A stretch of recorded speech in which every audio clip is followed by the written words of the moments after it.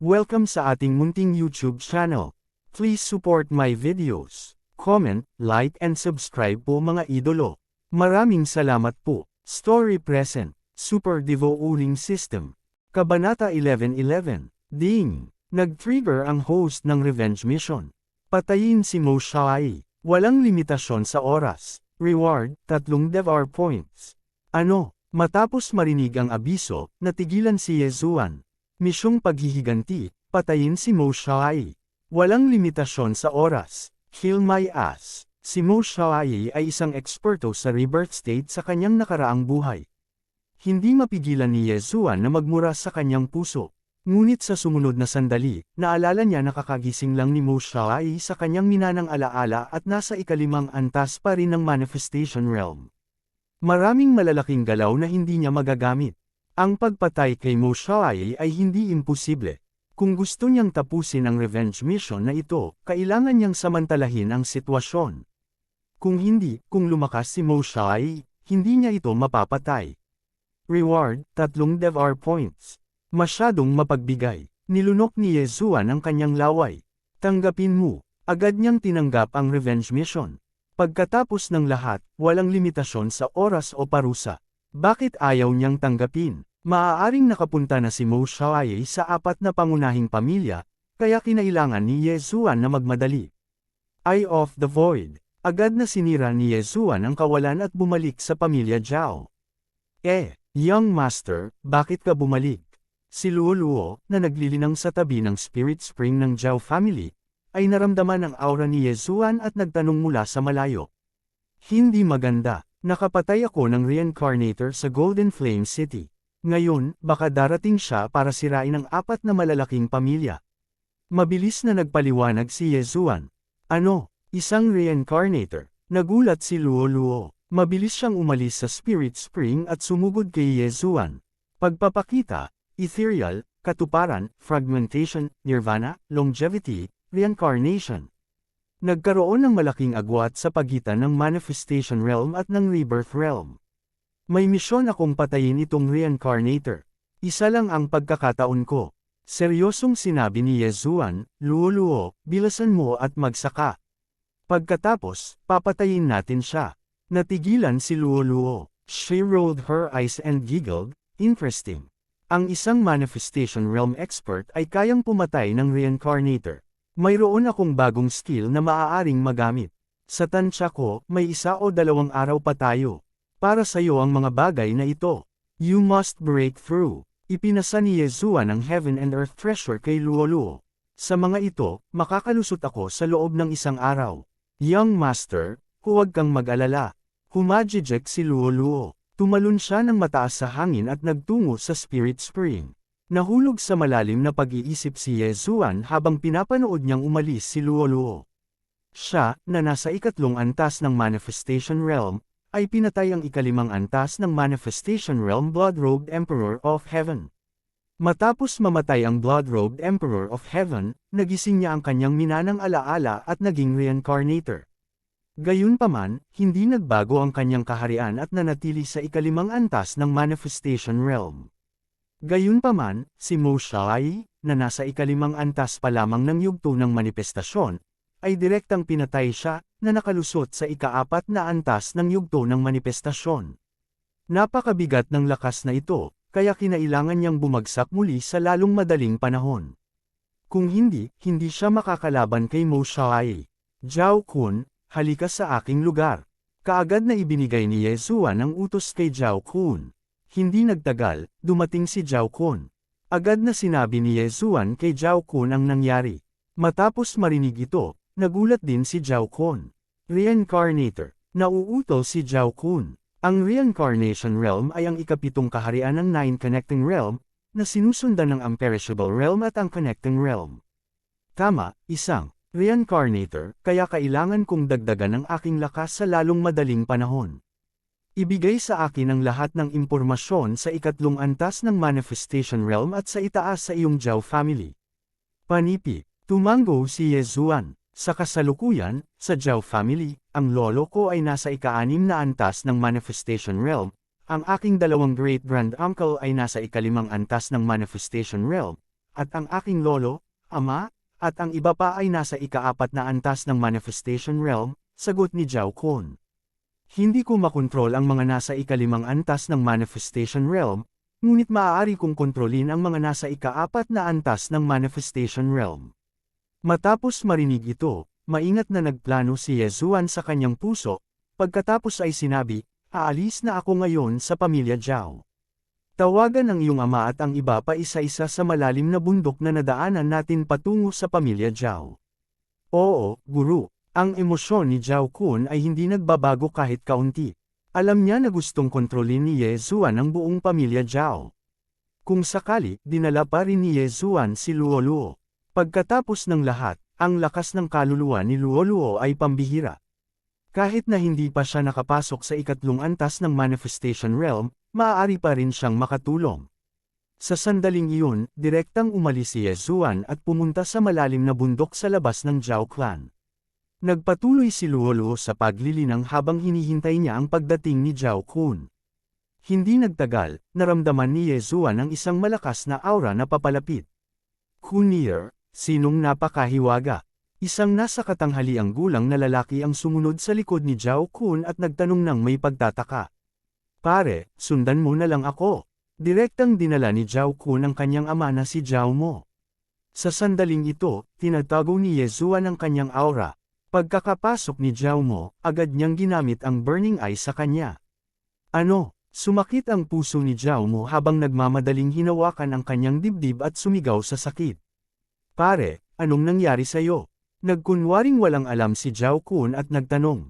Natural na alam niya na si Yezuan ang may gawa nito. Kung tutuusin, minsan na niyang tiniis ang nag-aapoy na mata. Maaaring may nangyaring mali sa aking paglilinang. May ilang pagdududa si Zhao Mo sa kanyang puso, ngunit sa susunod na sandali, alam niyang tinamaan siya ng mental attack. May gumamit ng mental attack para tambangan ako. Kunir, mag-ingat ka. Hindi nakalimutan ni Zhao Mo na paalalahanan siya.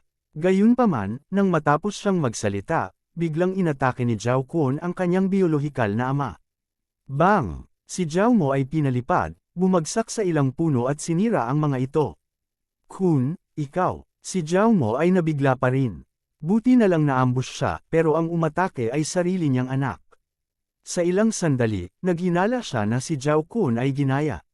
Pagkatapos, 2 figure ang lumabas. Sila ay sina Yezuan at Luo Luo. Nasusunog na mata. Charm. Direktang gumamit ang dalawa ng mental attacks kay Zhao Mo. Gusto ni Zhao Mo na ipikit ang kanyang mga mata, ngunit sa sitwasyong ito, ang pagpikit ng kanyang mga mata ay katumbas ng panliligaw sa kamatayan. Bagamat ang mga dalubhasa sa Manifestation Realm ay may mga espiritual na pandama at nararamdaman ang kanilang kapaligiran, kumpara sa mga espiritual na pandama, ang kanilang mga mata ay mas kapaki-pakinabang pa rin. Eye of Control. Ding! Kontrolin ng matagumpay. Bago pa makakilos si Zhao Mo, siya ay direktang kontrolado ni Yezuan. Siyempre, hindi maliit ang kontribusyon ni Luo Luo. Bukod sa alindog, nagkaroon din siya ng iba pang mental attack. Ngayon, kontrolado ni Yezuan ang kasalukuyang patriarch ng pamilya Zhao, si Zhao Mo, kaya nagmadali siyang hiniling kay Zhao Mo na bumalik at kunin ang kanyang mga gamit. Kasabay nito, ginamit niya ang parehong paraan upang maakit ang ibang tao. Sinira ni Yezuan ang kawalan at pinabalik sina Zhao Mo at Zhao Kun. Makalipas ang kalahating oras, dinala ni Zhao Mo ang isa pang tao. Ang taong ito ay nakababatang pinsan ni Zhao Mo. Ang kanyang lakas ay nasa ika-4 na antas din ng Manifestation Realm. Pinsan, bakit mo ako dinala dito? Ang nakababatang pinsan ni Zhao Mo ay labis na naguguluhan. Sa sandaling ito, lumitaw sina Yezuan at Luo Luo. Nang makita ito, direktang ibinigay ni Zhao Mo ang kanyang yin at yang ring. Maraming bagay, ngunit malayo pa rin ako sa paglusot. Kabanata 11:12. Bilang patriarch ng pamilya Zhao, si Zhao Mo ay may matayog na katayuan, ngunit hindi ito nangangahulugan na basta-basta niyang magagamit ang mga gamit ng pamilya, dahil may 3 tao pa ring nagbabantay sa kanya. Matapos lamunin ni Yezuan ang 200,000 kaluluwang kristal, ang kanyang lakas at lakas ng kaluluwa ay tumaas ng husto. Pagkatapos, sinimulan niyang kontrolin ang pinsan ni Zhao Mo. Hindi nagtagal, ang taong ito ay kinokontrol din niya, at pagkatapos ay pinabalik siya ni Yezuan. Matapos ulitin ito, mabilis na nakontrol ni Yezuan ang 10 pang-4 na antas na mga eksperto sa Manifestation Realm sa Zhao family. Kasabay nito, direkta siyang nakapasok sa ika-5 antas ng Manifestation Realm. Pagkatapos, ginamit ni Yezuan ang parehong paraan para akitin ang 2 eksperto sa Manifestation Realm sa ika-5 antas sa pamilya Zhao, at pagkatapos ay kinokontrol sila. Gayunpaman, hindi pa rin ito magawang makapasok si Yezuan sa ika-6 na antas ng Manifestation Realm. Masyadong malaki ang pagkakaiba, kahit na ang Zhao family ang pinuno ng 4 na dakilang pamilya, ang kanilang mga ari-arian ay kumalat sa higit sa 10 lungsod. Ang Zhao family ay talagang walang maraming bagay. Bumalik si Yezuan sa pamilya Zhao at nagmuni-muni sa kanyang puso. Sa kabutihang palad, ang 4 na pamilya sa itaas ay medyo malapit. Kalahating araw lang ang biyahe, kaya nagpa siya si Yezuan na pumunta sa Chen family na katabi. Kayong dalawa, ipaalam sa dakilang guro ng pamilya Zhao at sabihin sa kanya na mag-ingat. Huwag hayaang patayin siya ni Mo Xiaoyi. Pinaalalahanan ni Yezuan ang 2 taong nasa harapan niya. Ang 2 tao sa harap niya ay ang pangalawa at pangatlo sa command ng Zhao family. Pareho silang nasa ika-5 antas ng Manifestation Realm, at ang kanilang status ay pangalawa lamang sa dakilang guro ng pamilya Zhao. Si Mo Xiaoyi ay tila isang walang katulad na mamamatay tao sa kanyang nakaraang buhay, at ang kanyang mga paraan ng pagpatay ay malamang na hindi ganoon kadali. Sa kanyang mga mata, kahit na ang isang pang-6 na antas na eksperto sa Manifestation Realm ay mamamatay ng walang pag-aalinlangan hanggat nahanap niya ang pagkakataon. Bukod dito, itong si Mo Xiaoyi ay may mahigpit na pangangailangan para sa kanyang sarili. Kung nabigo siya sa isang pag-atake, hindi na siya muling aatake.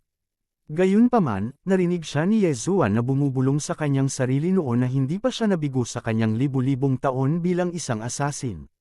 Sa pagkakataong ito, sobrang delikado na talaga. Bagamat maswerte akong nakaligtas, kung haharapin kong muli itong Mo Xiaoyi, sino ang nakakaalam kung ano ang gagawin niya? Si Yezuan ay labis na nag-aalala. Ito ang unang pagkakataon na lumitaw ang revenge quest na ito, at ang mga gantimpala ay medyo mapagbigay. Hanggat napatay niya si Mo Xiaoyi, tatanggap siya ng 3 Dev-R points. Kung mayroon siyang 3 Dev-R points, maaari niyang palakasin ang kanyang Gemini bloodline ng 3 beses at dagdagan ang kanyang lakas ng 30%. Kung makakalap pa siya ng 2 pang puntos, muling makakapag-level up si Wei Zhenchen.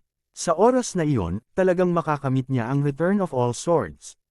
Ding! 10,000 swords return to origin is off cooldown.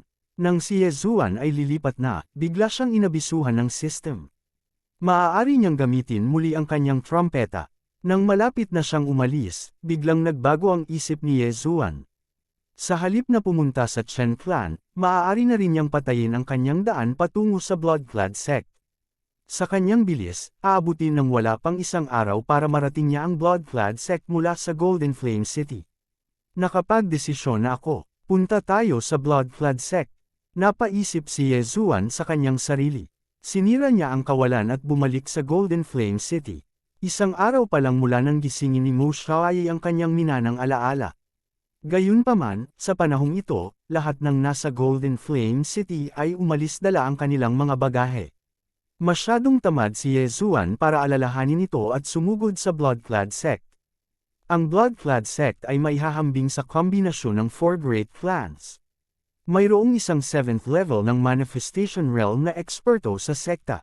Gayunpaman, si Yezuan ay nasa 5th level na ng Manifestation Realm. Sa Return of All Swords, ano ang magagawa niya laban sa isang 7th level of the Manifestation Realm expert? Hanggat naging maayos ang paglalakbay na ito, maaaring makapasok siya sa ika-6 na antas ng Manifestation Realm. Gayunpaman, wala siyang gaanong oras na natitira. Bagamat walang nangyari sa Zhao clan nang siya ay umalis, hindi ito nangangahulugan na ang iba pang 3 clan ay ligtas. Marahil ang iba pang 3 angkan ay nolipol na. Sa makatuwid, kailangan niyang sakupin ang bawat segundo upang sirain ang Bloodclad sect bago gawin ni Mo Xiaoyi. Young Master, nakapasok na ako sa 3rd level of the Manifestation Realm. Habang papunta si Yezuan sa Bloodclad sect, nagpadala si Luo Luo ng mensahe sa kanya. Sa loob lamang ng ilang araw, nakalusot na si Luo-Luo mula sa unang antas ng Manifestation Realm hanggang sa third level ng Manifestation Realm. Talagang kakaiba ang talentong ito. Mag-ingat, si Mo Xiaoye ay isang eksperto sa Rebirth Realm sa kanyang nakaraang buhay. Baka makalusot siya minsan sa isang araw. Nagmamadaling pinaalalahanan siya ni Ye Zuan. Ang Rebirth Realm ay pagkatapos ng Immortality Realm. Nangangahulugan ito na si Mo Xiaoye ay isang matandang halimaw na nabuhay ng libu-libong taon. Matapos mabuhay ng napakaraming taon, ang kanyang pag-unawa sa mga kaharian ay talagang napakalalim. Talagang hindi ito bagay na maihahambing ni Ye Zuan at ng iba pa. Sa kanyang nakaraang buhay, si Mo Xiaoye ay gumugol ng 200 taon upang makapasok sa Immortality Realm, at 1,000 taon upang makapasok sa Rebirth Realm. Sa buhay na ito, maaaring hindi na niya kailanganin ng 500 taon para makabalik sa Rebirth Realm. Ito ang lakas ng isang manlalakbay sa Rebirth Realm. Pagkatapos ng kalahating araw, sa wakas ay nakapasok na si Ye Zuan sa teritoryo ng Blood-Clad Sect. Ang Blood-Clad Sect ay makapangyarihan at may napakahusay na diskarte sa pagpatay. Maaari silang ituring na pinuno ng lugar na ito. Ang 4 na mahusay na angkan ay hindi nais na magkaroon ng salungatan sa Blood-Clad Sect, ngunit ang Blood-Clad Sect ay lumampas na. Sa makatuwid, ang 4 na dakilang angkan ay bumangon upang labanan. Si Ye Zuan ay nagbalat kayo bilang isang Blood-Clad Sect protector, itinago ang kanyang presensya, at lumapit. Nag-reincarnate si Mo Xiaoye, ngunit maaaring bumalik siya sa Blood-Clad Sect. Kung magkikita tayo, ito ay isang trahedya. Napaisip si Ye Zuan sa kanyang sarili nang makarating siya sa gate ng bundok ng Blood-Clad Sect. Ang tarangkahan ng bundok ng Blood-Clad Sect ay binabantayan ng 2 pangalawang antas na disipulo ng Manifestation Realm. Lumapit si Ye Zuan at direktang nagtanong, bumalik na ba ang Young Sect Master? Nang makita ng 2 nagbabantay na disipulo si Ye Zuan na nakasuot ng Protector's uniform, sabay-sabay silang tumango at sinabing, bumalik na siya. Ang sagot na ito ay nagulat din kay Ye Zuan. Kung gayon nasa sekta na ba ang Young Sect Master? Tanong muli ni Ye Zuan. Ang Young Sect Master ay bumalik kahapon, ngunit siya ay umalis muli, sagot ng isa sa mga disipulo. Oo, at saka, pagkatapos bumalik ang Young Sect Master, narinig ko na maging ang Old Sect Master ay naalerto. Siya rin ay napakagalang sa Young Sect Master, gulat na sabi ng isa pang disipulo. Napakagalang. Kinaikit ni Ye Zuan ang kanyang mga mata. Nangangahulugan ito na isiniwalat ni Mo Xiaoye na siya ay isang reincarnator. Isang dalubhasa sa reincarnation realm ang napakalaki sa Blood-Clad Sect. Kahit na ang Blood-Clad Sect ay 100 beses, 1,000 beses, o kahit 10,000 beses na mas malakas, imposible para sa isang eksperto sa reincarnation realm na lumitaw. Sa makatuwid, ang Blood-Clad Sect ay tiyak na sumamba kay Mo Xiaoye na parang Diyos. Bagamat muling nagkatawang tao si Mo Xiaoye, ang bagong katawan niyang ito ay may mga kamag-anak pa rin. Ang kanyang ama ay ang Blood-Clad Sect Master, kaya natural para sa kanya na bumalik at alagaan siya. Gayunpaman, dahil umalis na si Mo Xiaoye sa Blood-Clad Sect, marahil ay nagsimula na siyang kumilos. Sandali, bumalik si Mo Xiaoye kahapon, at ang bilis niya ay mas mabilis pa kaysa sa akin. Naisip ni Ye Zuan ang problemang ito at agad na nilunok ang kanyang laway, bahagyang nanginginig ang kanyang puso. Siya ay gumugol ng higit sa kalahating araw upang magmula sa Golden Flame City, ngunit si Mo Xiaoye ay bumalik kahapon, at ang kanyang bilis ay mas mabilis kaysa sa kanya. Kabanata 11:13. Hindi alintana kung si Mo Xiaoye ay nasa ika-5 o ika-6 na antas ng Manifestation Realm, hindi siya makita ni Ye Zuan. Pagkatapos ng lahat, ang dating ay isang reincarnator. Susunod, kinailangan pang harapin ni Ye Zuan ang isa pang problema. Dapat ba siyang sumingit at mangalap ng impormasyon, o pumatay na lang siya? Ang Blood-Cloth Sect ay may isang matandang lalaki sa ika-7 antas ng Manifestation Realm. Kung siya ay direktang pumatay sa kanyang paraan, tiyak na siya ay bugbugin. Gayunpaman, kung gagamitin niya ang Eye of Control para makalusot, makokontrol niya isa-isa ang mga eksperto ng Blood-Cloth Sect, tulad ng Zhao family. Kaagad, ginawa ni Ye Zuan ang kanyang desisyon. Makalusot. Nagpanggap si Yezuan bilang tagapagtanggol ng Bloodcloth Sect at pumasok sa Bloodcloth Sect. Ang mga matatanda ng Bloodcloth Sect ay nasa ika-4 at ika-5 antas ng Manifestation Realm. Ang mga taong ito ang mga target ni Yezuan. Tulad ng inaasahan ng lokal na malupit, napakaraming eksperto. Kakapasok lang ni Yezuan sa Bloodcloth Sect nang maramdaman niya ang mahigit 100 aura, ang ilan sa mga ito ay napakalakas. Kapag ang mga aura na ito ay pinagsama-sama, ito ay sapat na para sa kanyang puso palpitate. Sa kasalukuyan, mayroong halos 100 pang-4 na antas na mga eksperto sa Manifestation Realm sa Bloodcloth Sect, at mayroong higit sa 100 ang mga eksperto sa Manifestation Realm sa ika-5 antas. Mas malakas pa sila kaysa sa pinagsama-samang 4 na dakilang pamilya. Gayunpaman, sa mga mata ni Yezuan, ang mga taong ito ay napakaraming karanasan. Gamit ang Eye of Perception, direktang natagpuan niya ang pinakamalapit na pang-4 na antas ng Manifestation Realm Bloodcloth Sect na Elder at kinokontrol siya ng walang pagdadalawang isip. Sa kasalukuyan, si Yezuan ay nasa ika-5 antas ng Manifestation Realm, kaya kailangan lang niya ng isang sulyap upang makontrol ang isang pang-4 na antas na eksperto sa Manifestation Realm. Ibigay mo sa akin ang lahat ng iyong kayamanan. Binigyan ni Yezuan ng utos ang ika-4 na antas ng Manifestation Realm Elder. Oo, Guru, tumango ang Elder ng Bloodcloth Sect at ibinigay ang Universe Ring kay Yezuan. Sinuri ito ni Yezuan. Tulad ng inaasahan, walang maraming bagay. Malamang na inubos na ng matanda ang mga ito o ibinigay sa kanyang mga alagad o pamilya. Pagkatapos ng lahat, lakas ang susi. Napakaraming kayamanan na hindi nagamit. Mukhang kahit nakontrolin ko ang lahat ng mga elder ng Manifestation Realm Bloodcloth Sect sa ika-4 na antas, baka hindi ako makalusot. Nag-isip si Yezuan. Siya ay kasalukuyang nasa ika-5 antas ng Manifestation Realm. Bagamat kaya niyang kontrolin ang isang 5th level Manifestation Realm Bloodcloth Sect Elder, maaaring kailanganin niyang gumamit ng ilang paraan, tulad ng pagbugbog sa kanya. Kalimutan mo na ito, patayin muna natin ang lahat ng pang-4 na antas ng Elder ng Manifestation Realm. Si Yezuan ay hindi masyadong nag-isip tungkol dito. Direkta niyang sinaksak ang Bloodrobe Sect Elder hanggang mamatay gamit ang kanyang espada at iniligpit ang bangkay. Ang Bloodcloth Sect ay isang assassin force, at ang mga tao sa loob ay bihasa sa sining ng assassination. Gayunpaman, walang sino man ang mag-aakala na si Yezuan ay talagang papasukin ng Bloodcloth Sect at papatayin sila. Nakaalis na si Mo Xiaoyi kagabi. Marahil ay nakarating na siya sa pinakamalapit na 4 great clans at sinimulan ang kanyang massacre. Sa makatuwid, hindi kayang maging pabayan ni Yezuan.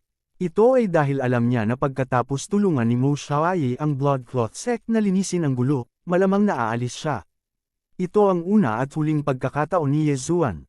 Kung gusto niyang patayin si Mo Xiaoyi at kumpletuhin ang kanyang misyon sa paghihiganti, isang pagkakataon lang ang mayroon siya. Kailangan niyang magtagumpay. Sa lalong madaling panahon, si Yezuan, na nakalusot sa Bloodcloth Sect, ay umasa sa Eye of Control upang patuloy na patayin ang mga elder ng Bloodcloth Sect na ito. Wala pang kalahating oras, ilang dosenang pang-4 na antas ng Manifestation Realm Bloodcloth Sect Elders ang lihim na pinaslang ni Yezuan. Gayunpaman, si Yezuan ay hindi nakakuha ng maraming samsam sa digmaan. Ngayong bumagsak na ang lahat ng 4th level Manifestation Realm Elders, baka may makapansin. Kailangan kong kumilos ng mas mabilis. Sa sandaling ito, si Yezuan, na nasa isang sulok ng Bloodcloth Sect, ay nag-isip sa kanyang puso. Ang susunod niyang target ay ang Bloodcloth Sect Elders sa mga hall na iyon. Ang mga elder na ito ay napakayaman. Kung magtagumpay siya, maaari siyang makapasok sa ika-6 na antas ng Manifestation Realm. Gayunpaman, hindi ganoon kadali na kontrolin ang mga ika-5 antas ng Manifestation Realm Elder na ito. Dahil ito ang nangyari, hindi na kailangang kontrolin sila ni Yezuan at direktang pinaslang sila.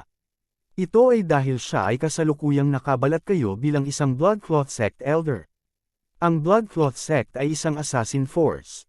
Pagkatapos tanggapin ang isang assassination mission sa Hall of Experience, pupunta ako sa Alchemy Hall para tanggapin ang reward.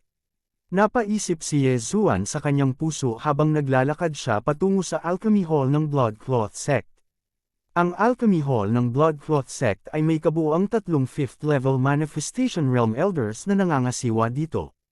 Gayunpaman, hanggat ang 3 elder na ito ay hindi nagsasama-sama upang maglaro ng Fight the Landlord, kung gayon ay maaaring patayin sila ni Yezuan ng isa-isa. Pumasok si Yezuan sa Alchemy Hall at direktang naglakad patungo sa likod ng Alchemy Hall. Nagkataon lang na hiwalay ang 3 matanda. Naramdaman ni Yezuan saglit at bahagyang kumulubot ang mga sulok ng kanyang bibig. Sa ganitong paraan, magiging mas madali para sa kanya ang paglipat. Dumating si Yezuan sa tirahan ng elder na ang aura ay mas mahina kaysa sa dalawa. Sinota, isang matandang boses ang nagmula sa loob. Kuya Chang, may pag-uusapan ako sa iyo. Itinago ni Yezuan ang kanyang boses bilang isang elder. Ikaw pala, pasok ka. Nakilala ni Elder Chang ang boses na ito at tumugon. Ang taong si Yezuan ay kasalukuyang nakabalat kayo bilang ang unang ika-4 na antas ng Manifestation Realm Elder na kanyang pinaslang pagkatapos pumasok sa Bloodcloth Sect. Ang kanyang pangalan ay Jiang Chengdexen at siya ang pamangkin nitong Elder Chang sa loob. Sa layer na ito ng relasyon, ang pagpatay ay hindi masyadong malaking problema. Pumasok si Yezuan sa tirahan ni Elder Chang. Sa sandaling ito, ang huli ay nasa harap ng isang alchemy cauldron at maingat na pugiling ng mga materyales. Bakit mo ako hinahanap? Tanong ni Elder Chang nang hindi man lang nagtaas ng ulo. Tito, ganito po. Nakakuha ako ng treasure map kanina pero hindi ko maintindihan, kaya gusto kong makita ni Tito kung mayroon kang anumang mga pahiwatig. Ginamit pa rin ni Yezuan ang parehong paraan para lapitan itong Elder Chang. Ibigay mo sa akin. Itong si Elder Chang ay mukhang hindi masyadong interesado at dahan-dahan lang siyang nagsalita. Sumimangot si Yezuan at naglakad palapit. Sabay abot ng treasure map sa kamay niya. Uncle, narinig ko na ito ang treasure map ng Lin family mula sa ilang daang taon na ang nakalipas, nagmamadaling idinagdag ni Yezuan. Ang pamilya Lin. Nang marinig ito, sa wakas ay tumigil si Elder Chang sa kanyang ginagawa at nagtaas ng ulo sa gulat. Ilang daang taon na ang nakalilipas, ang Lin family ay isang mahusay na puwersa na maihahambing sa Bloodcloth Sect. Gayunpaman, dahil pinukaw nila ang isang Nether Passage Realm powerhouse, sila ay nalipol. Nagsimulang maging interesado si Elder Chang. Kinuha niya ang treasure map na ibinigay ni Yezuan at sinipat iyon.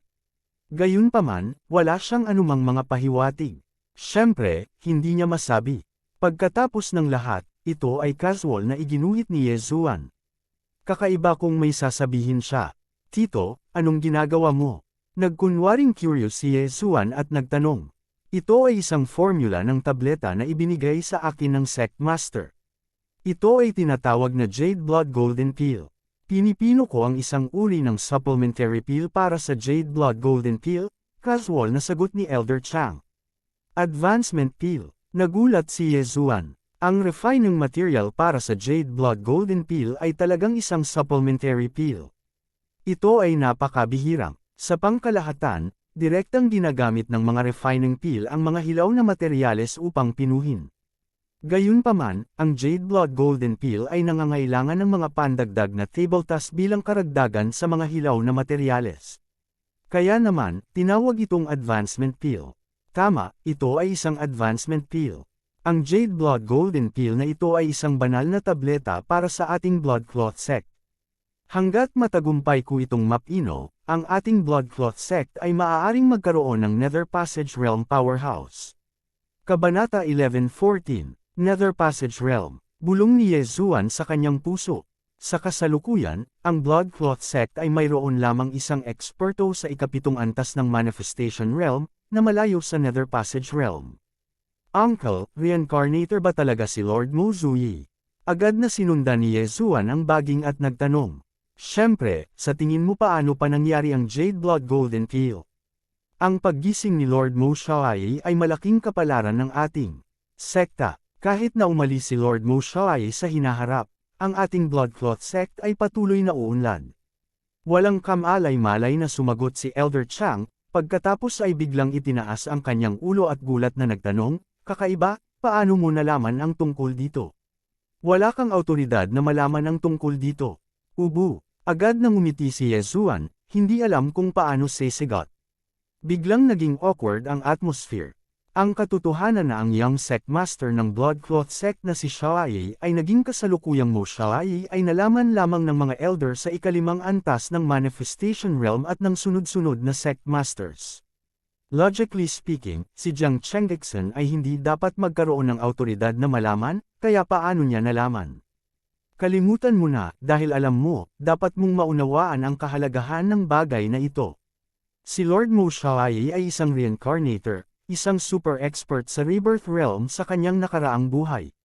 Ang bagay na ito ay hindi dapat malik, kung hindi, si Lord Mo Xiaoye ay nasa panganib kapag nalaman ng mga malalakas na sekta na iyon.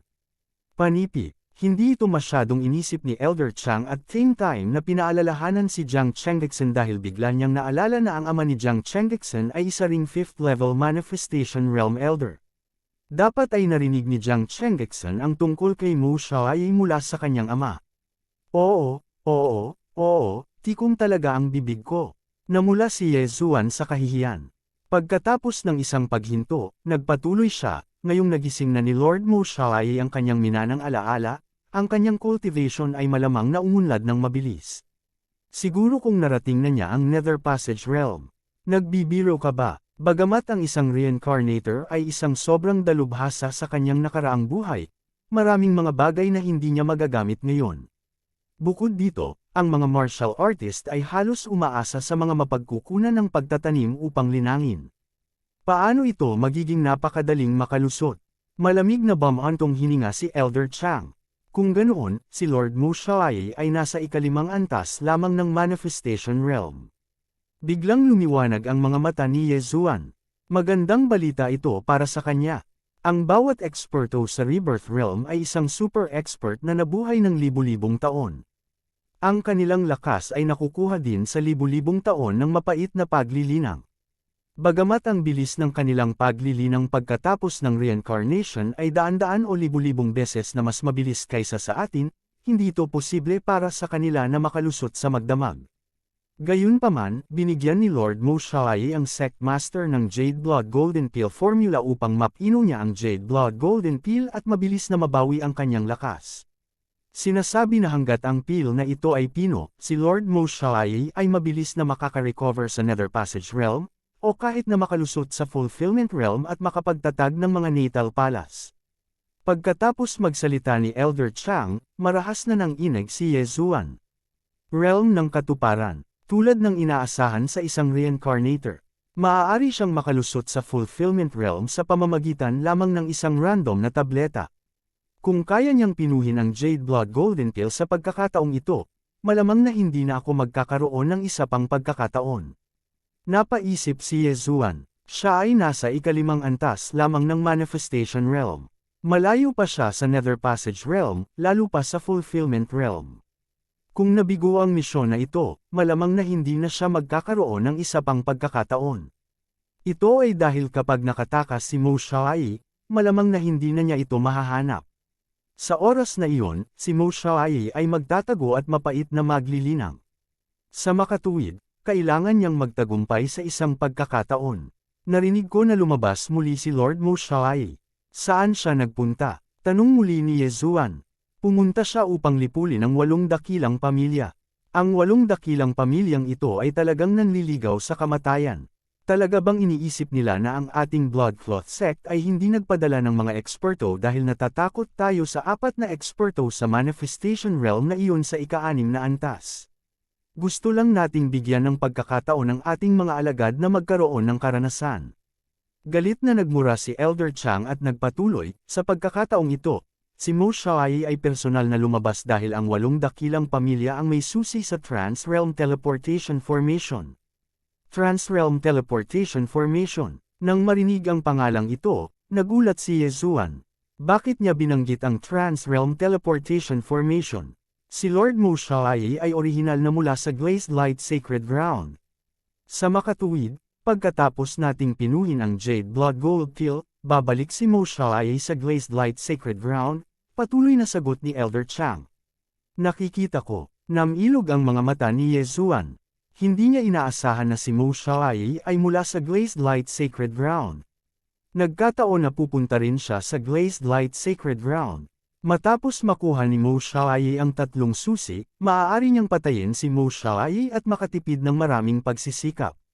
Ngayong natapos na ni Ye Zuan ang kanyang mga tanong, at ang kaharian at paggalaw ni Mo Xiaoyi ay halos naiintindihan na, oras na para pumunta si Elder Chang.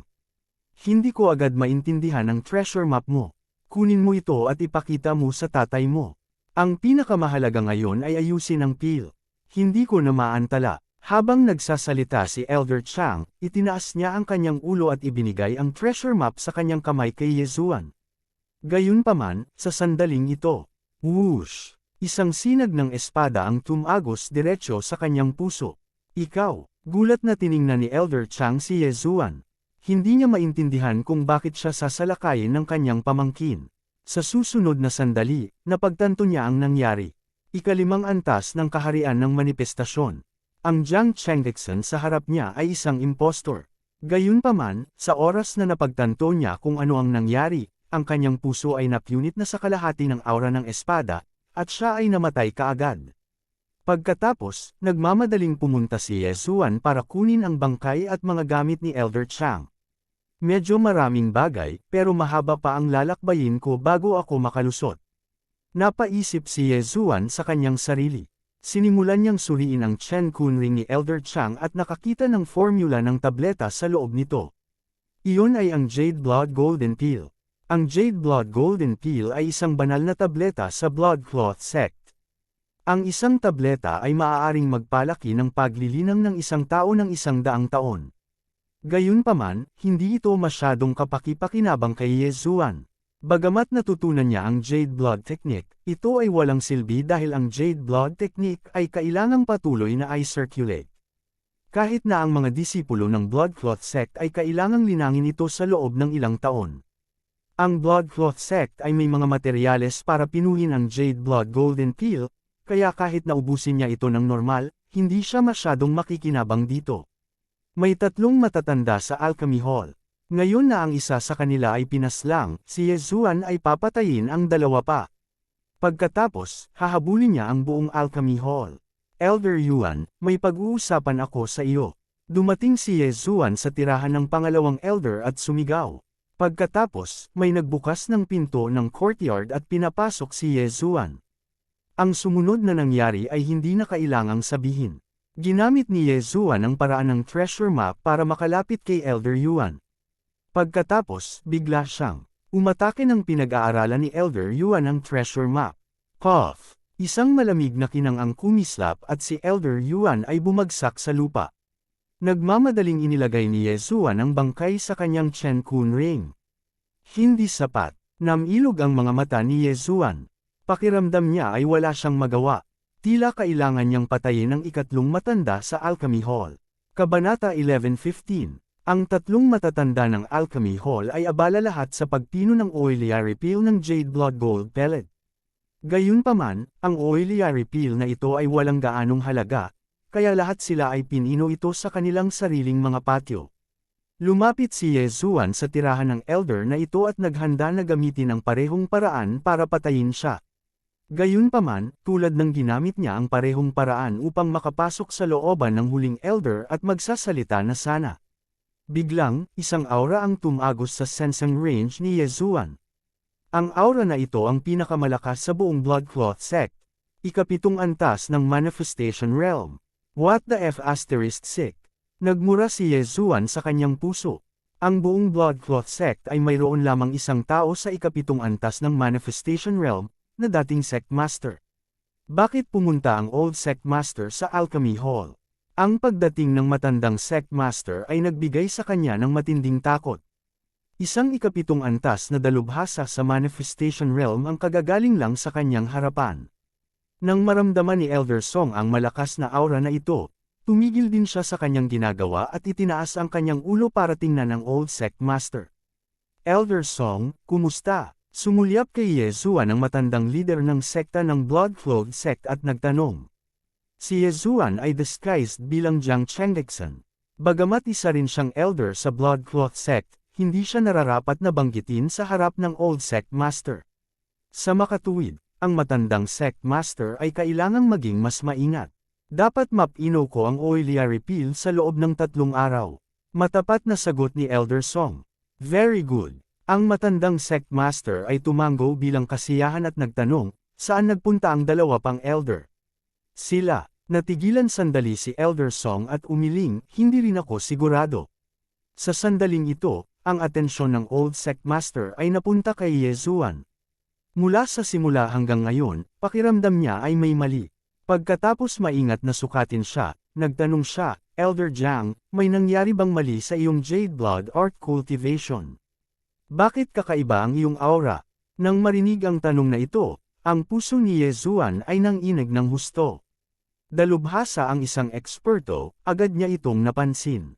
Old Sect Master, nakatagpo nga ako ng ilang mga problema sa aking cultivation kamakailan, ngunit maaari kong lutisin ang mga ito sa aking sarili. Mabilis na sumagot si Ye Zuan. Oh, mabuti naman. Tumango ang Old Sect leader ng Blood-clad Sect. Pagkatapos ay tumingin siya kay Elder Song at sinabing, Elder Song, gawin mo ang lahat. Aalis muna ako. Ang Jade Blood Golden Pellet ay nauugnay sa kinabukasan ng buong Blood-clad Sect, kaya personal itong pinangasiwaan ng Old Sect Master. Nang matapos siyang magsalita, nag-transform siya sa isang bugzo ng hangin at umalis sa tirahan ni Elder Song. Nang makitang umalis ang Old Sect Master, nakahinga ng maluwag si Ye Zuan. Bagamat hindi siya natatakot sa Old Sect Master, masyadong mahaba ang cooldown ng 10,000 returning swords, kaya gusto niyang iligtas ito para kay Mo Xiaoai. Kung ginamit niya ito dito, paano niya haharapin si Mo Xiaoai? Elder Jiang, may kailangan akong gawin ngayon. Kung wala kang masyadong importante, sa susunod na lang natin pag-usapan. Sabi ni Elder Song na nakakunot ang noo. Kung ganoon, sige. Bahagyang tumango si Ye Zuan, pagkatapos ay mabilis na umalis. Noong una ay gusto niyang gamitin ang parehong paraan para patayin si Elder Song. Gayunpaman, nang matapos magsalita si Elder Song, napagtanto niya na hindi umalis ang Old Sect Master ng Blood-clad Sect. Sa halip, pinagmamasdan niya ito mula sa malayo. Kung hindi dahil sa Eye of Perception, hindi niya matutuklasan ang Old Sect Master ng Blood-clad Sect. Buti na lang at may Eye of Perception siya, kung hindi ay nalantad siya.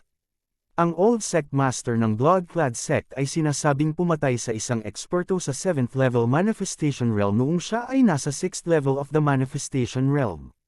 Siya ay napakatalino. Malamang na pinaghihinalaan niya ako ngayon. Napaisip si Ye Zuan sa kanyang sarili. Kung hindi niya siya pinaghihinalaan, bakit siya palihim na inoobserbahan ng Old Sect Master? Sa makatuwid, malamang na ibinigay niya ang kanyang sarili at nakuha ang atensyon ng matandang Sect Master.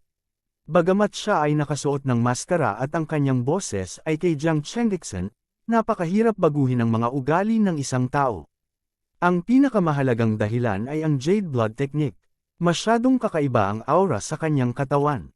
Hindi ito natuklasan ng dalawang Elder at Elder Song dahil ka-level nila si Ye Zuan. Gayunpaman, ang Old Sect Master ay nasa 7th level of the Manifestation Realm. Siya ay 2 antas na mas mataas kaysa kina Elder Song at Ye Zuan. Pagkatapos umalis sa tirahan ni Elder Song, naglakad din si Ye Zuan patungo sa tirahan ni Jiang Chengdixen. Kasabay nito, naramdaman niyang sinusundan siya ng matandang Sect Master.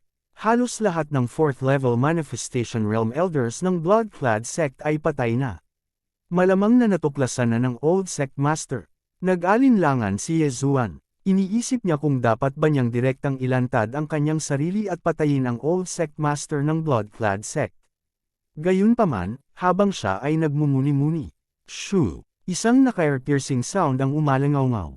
Ano? Nagulat si Ye Zuan. Naramdaman niya ang matandang Sect Master na sumusunod sa likuran niya na mabilis na lumilipad patungo sa kanya. So diretsyong inatake niya ako para subukan ako. Kung ganun, lumaban tayo. Galit na sigaw ni Ye Zuan sa kanyang puso. Brilliant Eye. Sa isang iglap, si Ye Zuan ay binalot ng brilliant golden armor. Lumaki ang aura niya. Heartbreak Sword Art. Lumingon siya at direktang sinaksak ang Old Sect Master. What a guy! Hindi ka talaga Elder Jiang. Ang Old Sect Master ng Blood-clad Sect ay sumigaw sa mahinang boses at umatake upang ikalat ang espada. Tumayo si Ye Zuan sa lupa at tumingin sa Old Sect Master.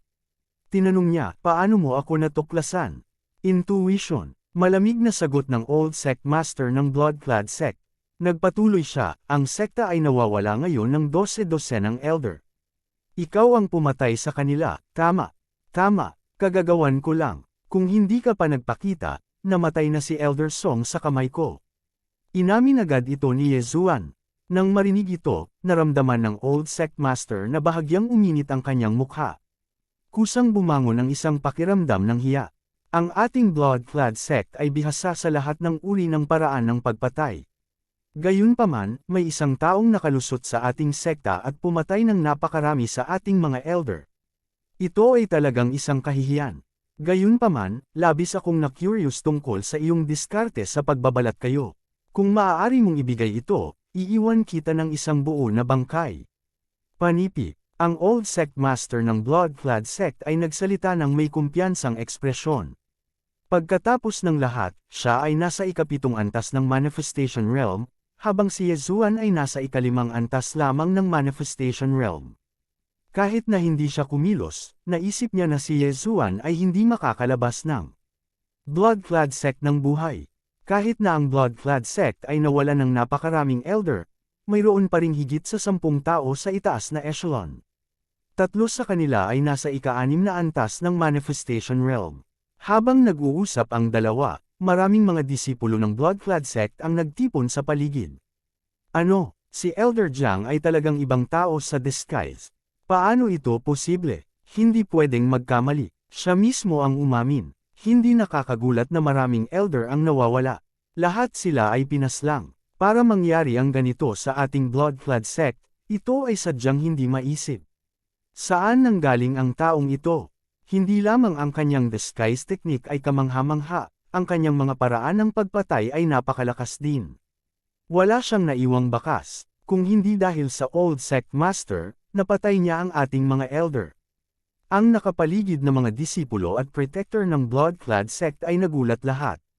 Kabanata 11:16. Sige, dahil gusto mong mamatay ng maaga, tutuparin ko ang hiling mo.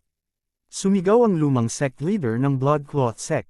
Bagamat siya ay nasa ikapitong antas ng Manifestation Realm at si Yezuan ay nasa ikalimang antas lamang ng Manifestation Realm, hindi para sa isang assassin na ay bully ang mahihina. Gayunpaman, bago niya natapos ang kanyang sasabihin, isang boses ang umalangaw mula sa kanyang likuran. Rip, rip, rip. Isang serye ng malulutong na tunog ang umalangaw, dahilan upang tumigil ang old sect leader ng Blood-clad sect. Nilingan niya ang kanyang ulo at nakita niya ang maraming bangkay na nahuhulog mula sa langit. Ang mga umatake ay talagang ang ikatlong antas ng mga tagapagtanggol ng Manifestation Realm ng Blood-clad sect. Sa isang kisap mata, 12-dosenang mga disipulo ng Blood-clad sect ang nahulog. Mga kasabwat, nagulat ang old sect leader ng Blood-clad sect. May mga taong nakalusot talaga, pero hindi niya napansin sa paligid. Gayunpaman, ang kaguluhan ay nakakuha na ng atensyon ng iba pang ikalimang antas ng mga matatanda ng Manifestation Realm. Ang mga tagapagtanggol na iyon ay malamang nahaharapin sa lalong madaling panahon. Gayunpaman, bahagyang nabaluktot ang mga sulok ng bibig ni Yezuan. Kanina lang, luminggaling siya sa paligid at nakontrol ang ilang tagapagtanggol para gumawa ng ganoong eksena. Kahit na ang mga tagapagtanggol na ito ay patay na, maaari niyang patuloy na kontrolin ang mga ito. Pagkatapos ng lahat, sa kanyang kasalukuyang kapangyarihan sa mata, ang pagkontrol sa 100 tao ay hindi isang problema. Brat, bibigyan kita ng isa pang pagkakataon. Ang matandang leader ng sekta ay hindi umatake ngunit nagpatuloy sa pagtatanong.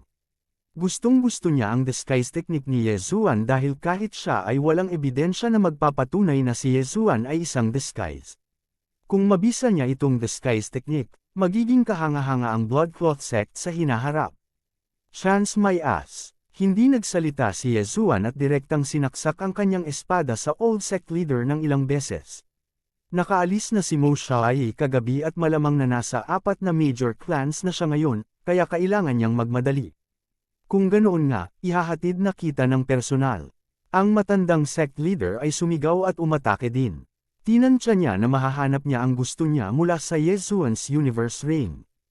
Pagkatapos ng lahat, si Yezuan ay kasalukuyang nakadisguise. Bang! Isang alon ng hangin ang dumaan sa hangin. Sa pagharap sa isang kalaban na 2 antas na mas mataas sa kanya, kinailangan ni Yezuan na gamitin ang kanyang trump card. Gayunpaman, ang target ng trump card na ito ay hindi ang old sect master ng Blood-clad sect. Sa halip, ang mga matatanda na ang nagmamadali.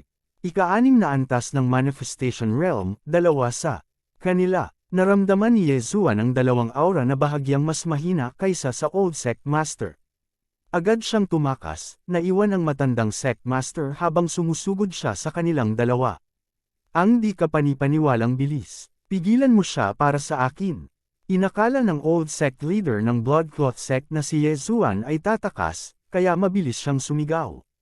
Ang 2 pang-6 na antas ng Manifestation Realm martial artist na dumating ng huli ay mga dating sect masters din ng Bloodcloth sect. Nang marinig nila ito, inatake din nila ang baliw na tumatakbong si Yezuan. 12 haligi ng dugo, bitag siya. Sabay na pinakawala ng 2 ang kanilang divine arts. Isang kabuuan ng 24 na haligi ng dugo ang lumitaw at nabasag patungo kay Yezuan. Itong galaw na naman. Kinaikit ni Yezuan ang kanyang mga mata. Noon, ginamit ng Blood-clad Emperor ang hakbang na ito para bitag siya, ngunit ginamit niya ang Eye of the Void para patayin ang Blood-clad Emperor sa halip. Sa kasamaang palad, sa pagkakataong ito, hindi siya nag-iwan ng Void Tracker sa likod ng 2 6 na antas ng Manifestation Realm martial artist. Sa makatuwid, ang paglipat mula sa araw na iyon ay hindi na maulit. Sok-sok, hahayaan ko kayong mga assassin na makita ang kakayahan ko. Ngumisi si Yezuan at hinayaan ang sarili na makulong ng mga haligi ng dugo. Kasabay nito, nang mawalan ng paningin ang mga nakapaligid na tao, diretso siyang bumasag sa kawalan at umalis. Gayunpaman, hindi siya umalis sa Blood-clad sect. Sa halip, pumunta siya sa isang disyerto na sulok. Pagkatapos, mabilis siyang nagpalit ng kanyang damit at hitsura, muli siyang nagbalat kayo bilang alagad ng Blood-clad sect. Hanggat hindi siya nagkusa na lapitan ang old sect master at ang ika-6 na antas ng Manifestation Realm martial artist, walang dapat makatuklas sa kanya. Sa di kalayuan, ang old sect master at ang iba pang 2 6th level Manifestation Realm martial artists ay mabilis na humakbang upang tingnan at sabay-sabay na nagsabi, paano ito posible? Si Yezuan ay hindi nakulong sa loob ng 12 haligi ng dugo. Sa halip, siya ay direktang nawala. Not only is that brat's disguise skill amazing, nawala talaga siya sa harapan ko. Ano ang background niya? Ang Blood-clad sect master ay labis na nagulat. Bagamat muling nagbalat kayo si Yezuan, hindi pa natatapos ang labanan sa himpapawid. Ang mga bangkay ay sunod-sunod na nahulog mula sa himpapawid. Lahat sila ay mga alagad ng Blood-clad sect. Ang mga guardians ng Blood-clad sect na nakontrol sa unang pagkakataon ay pinatay na ng mga elder na sumugod. Gayunpaman, hanggat muling winalis ni Yezuan ang mga haligi ng dugo, maraming tao ang makokontrol muli. Sa sandaling ito, mayroon ng daan-daang mga disipulo ng Blood-clad sect na bumagsak. Hanapin mo siya. Dapat nasa Blood-clad sect pa ang brat na iyon.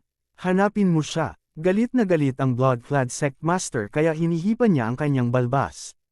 Anong biro? Paanong lumipad ang isang lutong poto? Ang marangal na Blood-clad sect ay talagang pinasok ng isang tao. Higit pa rito, 12 ng mga elder ang pinaslang. Sa huli, ang taong ito ay nakatakas pa sa ilalim ng mga mata ng napakaraming tao. Kung kumalat ang bagay na ito, mawawalan ng mukha ang Blood-clad sect. Ang Blood-clad sect master ay nakatitiyak na si Yezuan ay nasa Blood-clad sect pa rin dahil sa kanyang natatanging intuition. Tama nga ang hula niya. Gayunpaman, mayroong libu-libong mga disipulo sa Blood-clad sect. Paano niya posibleng mahanap si Yezuan? Noong panahong nag-iimbestiga ang mga eksperto ng Blood-clad sect, naitago na ni Yezuan ang kanyang sarili sa malayo.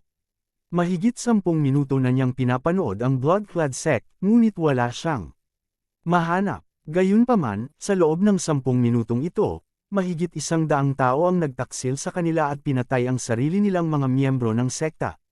Galit na galit ang Blood-clad sect master kaya nanggigigil ang kanyang mga ngipin. Hindi niya maintindihan ang nangyari. Bakit maraming tao ang nagtaksil sa kanila? Dapat malaman ng isang tao na ang mga taksil na ito ay pawang mga tunay na tagapangalaga at disipulo ng blood-clad sect. Hindi sila ang mga kasama ni Yezuan sa disguise. Wala na akong gaanong kapangyarihan sa mata. Mas mabuting magpahinga muna ako sandali. Kapag naisip ng blood-clad sect master na umalis na ako, haharapin ko ang natitirang elder sa isang iglap. Nagtago si Yezuan sa isang sulok at tumingin sa blood-clad sect na nagkagulo na. Makalipas ang kalahating oras, Sect Master, hindi namin siya natagpuan. Sect Master, hindi rin namin siya nakita sa likod ng bundok. Sect Master, lahat ng bangkay ng mga patay ay inilibing na. Isang lalaking may katanghaliang gulang na may pulang buhok ang nakatayo sa hangin. Siya ang kasalukuyang Sect Master ng Blood-clad Sect, pati na rin ang Blood-clad Son of Heaven na ama, si Zuli. Ngayon lang, late na siyang dumating at namiss ang laban. Bilang Sect Master, galit na galit siya. Kakaalis lang ni Lord Mo Xiaoyi, at may dumating na eksperto para patayin siya. Magkamag-anak kaya ang dalawa, napaisip si Zuli sa kanyang sarili. Bagamat anak niya ang blood-clad Son of Heaven, mula nang gisingin ni Mo Xiaoyi ang kanyang minanang alaala, hindi na siya nang ahas na tawagin siyang Mo Xiaoyi. Ang makapagsilang ng isang reincarnator ay isang pinakamataas na karangalan. Pagkatapos noon, naghanap ang blood-clad sect ng mahigit isang oras, ngunit walang mga pahiwatig. Kaya naman, sumuko na sila. Lahat, makinig kayo. Magaling mag-disguise tong taong to. Kung may napansin kayong kakaiba, ay report agad. Malakas na sigaw ni Zuli.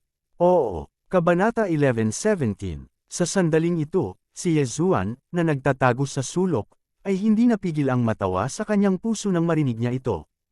Ang alindog ni Luoluo ay maaaring nakikita ng iba, ngunit ang aking eye of control ay walang kahinaan. Tingnan natin kung paano mo ito haharapin.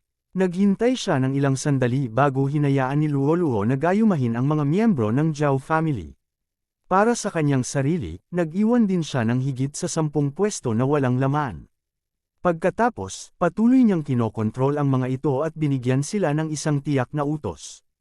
Para sa kanyang sarili, sumugod siya patungo sa Alchemy Hall.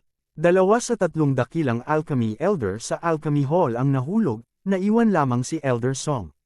Sa makatuwid, si Elder Song ay may pang-6 na antas na bodyguard ng Manifestation Realm. Matapos maramdaman ang aura na ito, huminto ang mga yabag ni Yezuan habang iniisip niya ang kanyang sarili, isang ika-6 na antas ng Manifestation Realm martial artist.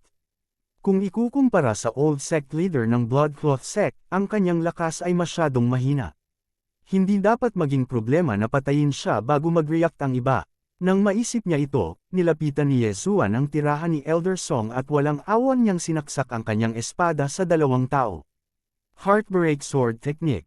Whoosh! Isang malamig na liwanag ang tumagos sa hangin at direktang umatake sa ika-6 na antas na eksperto sa Manifestation Realm. Ang eksperto sa Manifestation Realm na ito sa ika-6 na antas ay isa ring siglong gulang na halimaw. Nang marinig niya ang nakakatusok na tunog na ito ay agad niyang itinaas ang kanyang kamay. Bang! Ang atake ni Yezuan ay natalo. Nahanap kita. Ang ika-6 na antas na ito ng dalubhasa sa Manifestation Realm ay agad na nag-charge. Nagamit na ni Yezuan ang Heartbreak Sword. Teknik noon, kaya nakilala niya ito. Gayunpaman, hindi niya inaasahan na si Yezuan ay makakapag-set up ng isang ambas ng mag-isa. Matapos maranasan ang nakaraang insidente, natahimik ang buong Bloodcloth sect. Ang kaguluhan dito ay naalarma na ang mga tao sa paligid. Malamang na malapit nang dumating ang old sect leader ng Bloodcloth sect. Matapos tusukin gamit ang kanyang espada, agad na tumalikod si Yezuan at tumakas.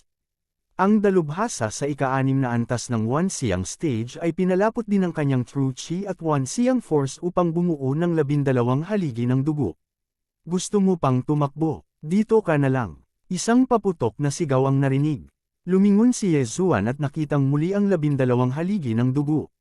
Gayunpaman, ang kanyang atensyon ay wala sa 12 haligi ng dugo, ngunit sa ika-6 na antas na posisyon ng eksperto sa Manifestation Realm. Nandito na tayo. Namilog ang mga mata ni Yezuan. Boom! Boom! Boom! Si Yezuan ay mabilis na umiwas sa mga haligi ng dugo, ngunit siya ay nakulong sa loob ng mga ito. Ang eksperto sa 6th level manifestation realm mula sa Blood Cloth Sect ay may think time na ekspresyon. Dahil ngayon lang nawala si Yesuan sa harap ng mga mata ng lahat, dali-dali niyang isinaaktibo ang ikalawang yugto. Buzz! Isang dambuhalang dugong pulang kampana ang lumitaw at bumaba, na walang putol na kumukonekta sa 12 haligi ng dugo. Hindi lamang iyon, ang lupa sa ilalim ng mga paa ni Yesuan ay naging dagat ng dugo. Ngayon, siya ay nakulong na buhay. Gayunpaman, nang ang eksperto sa manifestation stage na iyon sa ika-6 na antas ay nakahinga ng maluwag. Hoa! Biglang may kumatok sa likod niya. Pagkatapos, tumalon si Yesuan, nakasuot ng nakasisilaw na gintong baluti. Golden Dragon Capturing Hands. Golden Dragon Capturing Hands. Iniunat ni Yesuan ang kanyang mga kamay, at lumitaw ang dalawang malalaking ginintoang kamay. Ano? Ang eksperto sa ika-6 na antas ng manifestation stage ay hindi makapag-react sa oras at direktang nahuli. Mamatay. Hindi nagsalita si Yesuan at direktang sinaksak gamit ang Skyquake Sword. Whoosh! Poof! Ang sinag ng espada ay pumasok sa ulo ng kalaban, agad itong napunit. Tagumpay! Nang ang sinag ng espada ay tumama sa ulo ng kalaban, bahagyang nabaluktot ang mga sulok ng bibig ni Yesuan. Kasabay nito, naramdaman din niya ang isang malakas na aura na pumasok sa kanyang sensing range. Basta, tumigil ka. Tumunog ang boses ng Old Sect Master ng Blood Cloth Sect, ngunit huli na ang lahat. Sa sandaling ito, hinubad na ni Yesuan ang universe ring ng namatay na tao. 3 lang ang mga eksperto sa manifestation stage sa ika-6 na antas sa Blood Cloth Sect, at lahat sila ay ang Sect Masters ng Blood Cloth Sect. Sa kanila, isa ang nasa labas, kaya 2 na lang ang natitira sa sekta. Ngunit ngayon, ang isa ay talagang namatay, at siya ay tinambangan sa loob ng Blood Cloth Sect. Ding! Nakalusot si Wei Zhenchen. Sa sandaling tinanggal ni Yesuan ang kanyang universe ring, nag-notify ang system. Sa kasalukuyan, si Yesuan ay nasa ika-7 antas ng manifestation stage. Kahit si Yesuan ay hindi inaasahan na magkakaroon ng napakaraming materyales sa pagmemensa sa universe ring ng eksperto sa manifestation stage na ito. Itinuring ni Yesuan na ang kabilang partido ang dapat na mamahala sa Weapon Refining Hall, kaya hindi kakaiba para sa kanya na magkaroon ng napakaraming forging materials. Bagamat hindi siya makalusot, si Wei Zhenchen ay tumaas sa ika-6 na antas ng manifestation stage. Kasama ng hindi namamatay na katangian, paano siya matatakot sa Old Sect Master ng Blood Cloth Sect, na nasa ika-7 antas ng manifestation stage? Wei Zhenchen, go! Direktang ibinato ni Yesuan ang Skyquake Sword sa kanyang kamay. Sa susunod na sandali, ang Skyquake Sword ay nag-transform sa isang Green Armored War God at umaksyon patungo sa Old Sect Master ng Blood Cloth Sect. Ano? Nagulat ang Old Sect Master ng Blood Cloth Sect. Ito ay malinaw na isang espada, paano ito mag-transform sa isang tao? Kahit ano ka, mamatay ka.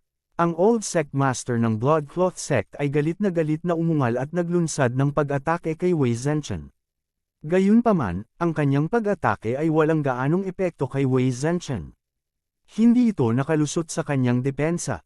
Nabigla na naman siya. Siya ay nasa ika-7 antas ng manifestation stage, at ang kanyang buong puwersang pag-atake ay sapat na upang masaktan ng husto ang isang ika-6 na antas na dalubhasa sa manifestation stage. Gayunpaman, hindi niya talaga masira ang depensa ni Wei Zhenchen. Parang nakakita ng multo, pero buti na lang at hindi niya ginamit ang kanyang divine ability ngayon lang. 12 blood pillars, basagin mo siya hanggang sa mamatay. Sa wakas ay ginamit ng Old Sect Master ng Blood Cloth Sect ang kanyang divine ability. Mabilis niyang pinakondensed ang 12 blood pillars at binasag ang mga ito patungo kay Wei Zhenchen. Gayunpaman, sa sandaling ito, muling nag-transform si Wei Zhenchen at bumalik sa kanyang anyo ng Skyquake Sword, na madaling nakaiwas sa mga pag-ataking ito. Ngayon, oras na ni Yesuan para umatake. Direkta niyang inilabas ang longsword na nakuha niya kanina at itinutok ito sa Old Sect Master ng Blood Cloth Sect, naglulunsad ng sunod-sunod na pag-atake na parang bagyo. Heartbreak Sword Technique, Golden Dragon Catcher Hand. Kung ito man ay ang Dragon Catcher Hand o ang Heartbreak Sword Technique, pareho silang divine abilities na nangangailangan ng malaking halaga ng true chi. Walang sinumang naruroonang nang ahas na gamitin ang mga ito ng basta-basta tulad ni Yezuan. Napukaw na ang layunin ng labanan ni Yezuan. Hanggat napatay niya ang old sect master ng Bloodcloth sect, tiyak na makakalusot siya sa ika-6 na antas ng manifestation stage. Sa oras na iyon, magkakaroon siya ng kakayahang harapin si Mo Xiaoai. Mag-away tayo. Ang kanyang marahas na sigaw ay umabot sa pandinig ng lahat. Sa sandaling ito, pinalibutan siya ng mga disipulo at tagapangalaga ng Bloodcloth sect. Sa kanilang puso, ang old sect master ng Bloodcloth sect ang pinakamalakas. Gayunpaman, sa sandaling ito, sa ilalim ng marahas na pag-atake ni Yezuan, tila siya ay medyo walang kapangyarihan. Siya ay pinipigilan. Pinigilan ng isang tao at isang espada ang pinakamalakas na tao sa puso ng mga disipulong ito. Master, tutulungan kita. Sa sandaling ito, isa pang paputok na sigaw ang umalangaw mula sa abot tanaw. Ang isa pang eksperto sa manifestation stage sa ika-6 na antas mula sa Bloodclad sect ay sumikat. Haha, dumating ka sa tamang oras. Tumawa ng malakas si Yezuan at direktang binago ang kanyang target, inaatake ang kanyang kalaban. Kabanata 11:18, Huwag kang lalapit. Nagmamadaling nagpaalala ang old sect leader ng Bloodcloth sect. Gayunpaman, hindi pinakinggan ng kabilang partido ang kanyang utos. Master, magtulungan tayo at patayin ang batang ito. Malakas na sumigaw ang eksperto sa manifestation realm sa ika-6 na antas. Kalimutan mo na ito, gawin natin ang ating makakaya. Ang old sect leader ng Bloodcloth sect ay sumuko sa paghikayat sa kanya. Pagkatapos ng lahat, kahit siya ay hindi kumpiyansa sa pagpatay kay Yezuan. Gayunpaman, siya ay masyadong walang muwang. Halika rito. Habang nag-iisip si Yezuan sa kanyang puso, ang kanyang mga pag-atake ay biglang hamina at siya ay umatras ng hakbang-hakbang. Hindi sa wala siyang sapat na truth chi, ngunit mayroon siyang isang uri ng plano. Tama, gusto niyang gamitin ang Eyes of the Void para patayin ang pang-6 na antas na eksperto sa manifestation realm na humahadlang sa kanya. Gayunpaman, hindi niya alam kung nakita ng old sect leader ng Bloodcloth sect kung paano niya pinatay ang kalaban. Gayunpaman, natitiyak niya na ang eksperto sa Bloodcloth sect na ito nakakapatay pa lang ay walang alam tungkol sa Eyes of the Void. Nang makitang umatras si Yezuan, ang old sect leader ng Bloodcloth sect ay namangha. Anong problema ng batang ito? Natuyo na ba ang true chi niya? Ito ang una niyang naisip. Gayunpaman, sa intuition ng kanyang pumatay, naramdaman niyang pinik ito ni Yezuan. Gayunpaman, hindi ganoon ang iniisip ng kanyang alagad. Inakala ng taong ito na si Yezuan ay nasa dulo ng linya, kaya hakbang-hakbang siyang pumasok sa bitag ni Yezuan. Sa sandaling ito, hindi maganda, umalis ka sa lugar na iyon. Ang old sect leader ng Bloodcloth sect ay biglang may naisip at nagmamadaling sumigaw. Ano? Natigilan ang kanyang alagad. Ibinaling niya ang kanyang ulo at napagtanto na ang mga salita ay nakadirekta sa kanya. Gayunpaman, huli na ang lahat. Eyes of the Void, Golden Dragon Catcher Hands. Mabilis na nabasag ni Yezuan ang kawalan at nakarating sa likod ng ika-6 na antas na eksperto sa manifestation realm, pagkatapos ay mabangis na kumamo. Ang kalaban ay agad na nahuli ng 2 Dragon Catcher Hands. Pinisil ng malakas na puwersa ang kanyang mga buto hanggang sa pumutok ang mga ito. Bang! Ginamit ng taong ito ang kapangyarihan ng manifestasyon para umiling, ngunit hindi niya pinaghiwa-hiwalay ang 2 Golden Dragon Catcher Hands. Dapat malaman ng isang tao na si Yezuan ay nasa ika-5 antas ng manifestation realm, at siya ay napakalapit sa ika-6 na antas ng manifestation realm. Bilang karagdagan, ang kanyang puwersa ng kaluluwa ay maihahambing sa ika-6 na antas ng manifestation realm at ang golden true chi ng Eye of Glory. Maliban kung ang isa ay nasa ika-7 antas ng manifestation realm, magiging imposibleng masira ang mga binding ng ganoon kadali. Mamatay. Namilog ang mga mata ni Yezuan. Tinutukan niya ang ulo ng lalaki at parang kidlat na sinaksak. Stop. We can talk this out. Ang old sect leader ng Bloodclad sect ay nataranta at nag-aalalang sumigaw. Gayunpaman, ang liwanag ng espada ay tumagos na sa hangin. Fu! Ang sword beam ay pumasok sa ika-6 na antas ng ulo ng eksperto sa manifestation realm at agad itong pinunit. Ang isa pang eksperto ay bumagsak ng ganoon. Brat, gusto kitang patayin. Nang makita ng sect leader ng Bloodcloth sect na ang kanyang disipulo ay namatay, siya ay nagalit. Kaagad siyang nag-channel ng malaking halaga ng True Chi at itinutok ito kay Yezuan habang siya ay nagpatama ng palad. Gayunpaman, sa sandaling ito, biglang nagbago si Wei Zhenchen bilang isang malaking kalasag. Bang! Napigilan ni Wei Zhenchen ang hampas ng palad. May ilang mga bitik sa ibabaw ng kalasag. Mula dito, makikita kung gaano kalakas ang hampas ng palad na ito. Kung si Yezuan ay tinamaan ng hampas ng palad na ito, ang Brilliant Golden Armor ay nabasag na. Sinamantala ang pagkakataong ito, mabilis na sumugod si Yezuan at kinuha ang Interspatial Ring. Ding! Nakalusot ang host at kasalukuyang nasa ika-6 na antas ng Manifestation Realm. Sa wakas ay tumunog muli ang pinakahihintay na abiso ng system. Nang marinig ito, bahagyang kumulubot ang mga sulok ng bibig ni Yezuan nang maalala niya si Wei Zhenchen. Bagamat nabasag si Wei Zhenchen mula sa pag-atake, agad itong naayos matapos ma-recall ni Yezuan. Ito ay dahil ito ay isang Dharma Treasure at hindi namamatay. Ika-6 na antas ng Manifestation Realm. Paano ito posible? Nagulat muli ang old sect leader ng Blood-Clad sect. Noong si Yezuan ay nasa ika-5 antas ng Manifestation Realm, napatay na niya ang 12-dosenang matatanda. Kabilang sa kanila ang 2 eksperto sa Manifestation Realm sa ika-6 na antas mula sa Blood-Clad sect. Ngayong nakapasok na si Yezuan sa ika-6 na antas ng Manifestation Realm, hindi ba niya magagawang patayin din siya? Kung hindi kita papatayin, ngayon ang araw ng pagkawasak ng Blood-Clad sect ko. Ang old sect leader ng Blood-Clad sect ay tumingin kay Yezuan na ang aura ay tumaas at biglang gumawa ng mahirap na desisyon sa kanyang puso. Scarlet Blood Storm. Biglang bumulwak ang isang surge ng True Chi at naging kulay dugong ulap sa itaas ng ulo ng old sect leader ng Blood-Clad sect. Ito na, panipi. Nagtaas ng kilay si Yezuan. Nakita na niya ang hakbang na ito noon nang makipaglaban siya sa Blood-Clad Emperor. Ang Scarlet Bloodstorm ang sum-iris sa higit sa kalahati ng Golden Fire City. Gayunpaman, hindi Golden Fire City ang nasa ilalim ng kanyang mga paa, kundi ang Blood-Clad sect. Nagpaplano ba ang old sect leader ng Blood-Clad sect na sirain ang buong Blood-Clad sect? I see. Alam mong hindi mo ako matatalo, kaya gusto mong ailay ang buhay ng iba para lumaki ang sarili mong lakas. Agad namang nag-react si Yezuan. Kung ganoon nga ang kaso, hindi niya hahayaang magtagumpay ang old sect leader ng Blood-Clad sect. Wei Zhenchen, pumunta ka at ikalat mo ito. Direktang inihagis ni Yezuan ang Skyquake Sword sa kanyang kamay patungo sa kulay dugong ulap. Sa susunod na sandali, si Wei Zhenchen ay naging isang malaking windmill. Whoosh whoosh whoosh. Isang marahas na hangin ang sumipol. Ang kulay dugong ulap sa itaas ng kanyang ulo ay natangay ng marahas na hangin at agad na nagkalat. Ano ba itong bagay na ito?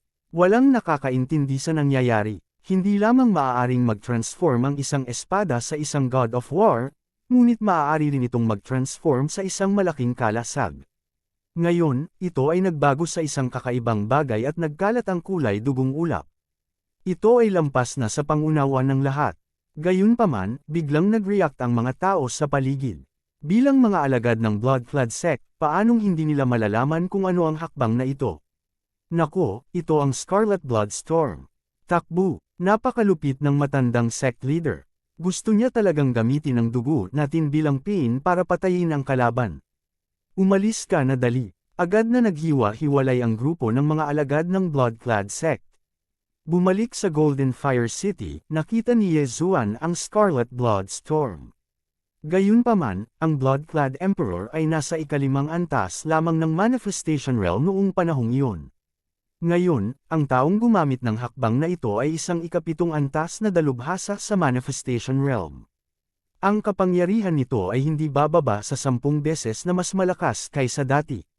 Kung matagumpay na naisakatuparan ng hakbang na ito, ang mga tao sa paligid ay malamang natanggayan kaagad at hiwa-hiwalayan ng mga talim ng hangin. Patayin sila. Agad na sumigaw ang sect leader ng Blood-Clad sect. Ang mga salitang ito ay sinabi sa grupo ng mga elder sa ika-5 antas ng Manifestation Realm sa paligid. Gayunpaman, nakalimutan niya ang mga pamamaraan ni Yezuan. Mata ng kontrol, mata ng kontrol, mata ng kontrol. Patuloy na isinagawa ni Yezuan ang Eye of Control para kontrolin ang mga matatanda. Sa huli, wala ni isa sa kanila ang kumilos, kasama ang ama ni Mo Xiaoyi sa buhay na ito, na siya ring kasalukuyang sect leader ng Blood-clad sect, si Zuli. Ito, ang sect leader ng Blood-clad sect ay nasa kawalan ng pag-asa. Ngayon, siya ay nakahiwalay at walang tulong. Ang mga nakapaligid na disipulo ay tumakas lahat, at ang natitirang mga elder ay kinokontrol ni Yezuan. Ano ang dapat niyang gawin? Maaaring gusto ng langit na mapahamak ang Blood-clad sect ko. Gustong umiyak ng old sect leader ngunit walang luha. Kahapon, nang malaman niya na si Zuyi ay isang reincarnator, halos mamatay na siya sa takot. Sa oras na iyon, naramdaman niya na ang Blood-clad sect ay maaaring umunlad sa wakas. Ngunit ngayon, wala pang isang araw na umalis si Mo Xiaoyi sa Blood-clad sect, at ang Blood-clad sect ay dumanas ng napakalakas na suntok. Higit sa lahat, malamang na hindi siya mabubuhay ngayon. Kabanata 11:19, Brat, kung ako, Exi Chen Qiu, ay hindi mamatay, papatayin ko ang iyong buong pamilya. Sigaw ng old sect leader ng Blood-cloth sect. Sa pagkakataong ito, ayaw niyang ipagsapalaran ang kanyang buhay. Gusto niyang tumakas. Hanggat makakatakas siya at mahanap si Mo Xiaoyi, makakapaghiganti siya. Gayunpaman, ganoon ba talaga kadaling tumakas mula kay Yezuan? Huli na para tumakas ngayon. Tulungan mo ako sa lahat ng mayroon ka. Sigaw din ni Yezuan. Pagkatapos, ginamit ng grupo ng 5th level Manifestation Realm sect leaders at elders ang kanilang sariling manifestation strength para suportahan si Yezuan. Sa sandaling ito, tumaas ng 50% ang bilis ni Yezuan at naabutan niya si Exi Chen Qiu sa isang iglap. Mamatay, matandang lalaki. Lumapit si Yezuan kay Exi Chen Qiu at sinaksak siya ng kanyang espada. Magwala ka. Inipon ni Exi Chen Qiu ang kanyang natitirang true chi at muling hinampas ang kanyang palad.